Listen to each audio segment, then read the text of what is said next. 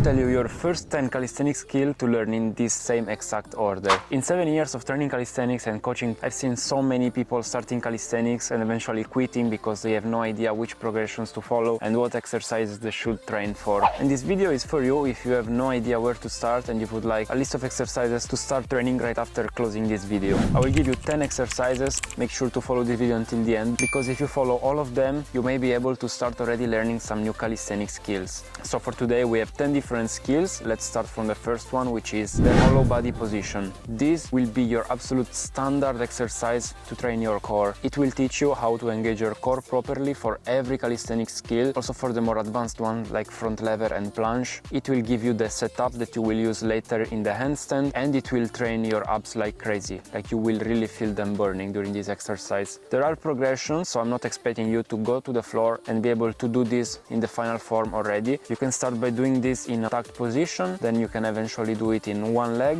and then in the final full form. The most important is to keep your lower back completely flat, so it has to touch the ground during the all isometric hold. The moment you arch your back and your lower back is not touching the ground, you broke the form and it's not training what it's supposed to be training. So make sure to have a flat back touching the ground all the time. You can start by trying this next to a wall and then maybe move to the floor and do isometric holds. After mentioning this very important abs exercise, we can already move on to some hand balancing, not yet to the handstand, but to the frog stand. The frog stand, to someone who doesn't know calisthenics, may look like a tuck planche, but instead we are not yet working on our straight arm strength and on our tendon conditioning, but we are just working on the balance by placing our legs on our elbows. It will require just a bit of wrist mobility because we are already putting our whole body on the two wrists, so make sure to warm up if you're just starting out with the frog stand. And it's very useful because we are already learning how to balance our body on the hands and how to spread the weight through the all hands. When the frog stand gets solid, we can already move on to the next skill, which is the elbow lever. This one already looks like a hard skill, and it's nice if you're not scared and you start doing it on higher bars, but of course you will start by doing it on the ground or on some low parallels. Once again, to someone who doesn't understand calisthenics, it will look like a very difficult skill because they can confuse it with the full planche. Of course, it's a totally different element, but if you're looking for something very impressive, which requires just a bit of wrist mobility and balance, the elbow lever is what you are looking for. It will be the first skill you will learn with the body completely parallel to the ground, and you will be very proud of achieving this one. If you understand it correctly, you may be able to learn it in one day. If not, it can require you few training sessions, but that's a very nice one on this list. Now let's move on to the fourth skill, which is the handstand. Of course, I'm not expecting you to be able to already go and try the free handstand. There are progressions as per every calisthenics skills, but at this point, after we train the frog stand and elbow lever, for sure we already build up some wrist mobility and conditioning, and we can start already practicing the handstand.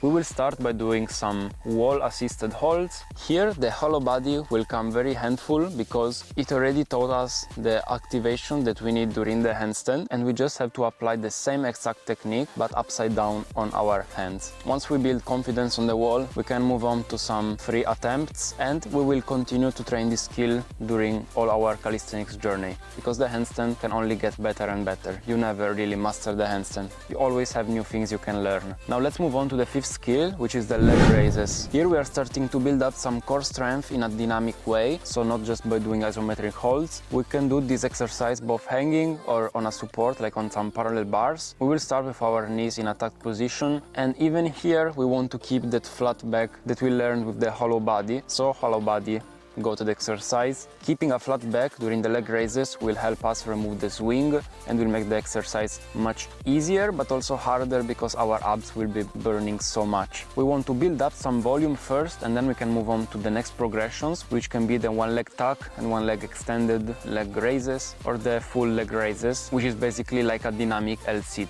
Leg raises, very nice finisher. I really recommend you give it a go. After getting used to some leg raises and to some more intense abs training, we will finally be able to learn the sixth skill of this list, which is the L-sit. The L-sit is one of the most famous calisthenics skill, of course, one of the first one you can learn. I remember learning this skill back in my room more than 7 years ago, and I was so happy about it. It's one of those skills when we feel very powerful because we are already lifting our body from the ground, and it's always amazing to learn a new skill. The leg raises will give us a very nice kickstart for this one, but then we will need to work a bit more on our mobility because that's the only real limit when you start to train the L-sit. If you put together mobility and abs training, you will learn the L-sit very easily, and it will be your 6th calisthenics skill. For the 7th skill, let's move on to something more specific, and I'm talking about the skin the cat. The skin the cat is an exercise that people can fear at the beginning. I remember being scared to rotate my body, and I was feeling like I would fall from the bar. It's an exercise that requires some shoulder mobility. Definitely approach this exercise with a pronated grip. Don't do it supinated yet because it will put more pressure on your biceps. Start with a pronated grip to work on your shoulder mobility. Once you get comfortable, you can do some more skin the cat and German hangs in a supinated position. And for now, we just want to work on our mobility and on some conditioning. That will come very useful for the next skill in this list, which is the 8th one, the tuck back lever. The tuck back lever is the first progression of the back lever, which is a very popular calisthenics skill. It's probably one of the most impressive from someone that is not really into calisthenics, but also from someone that just started and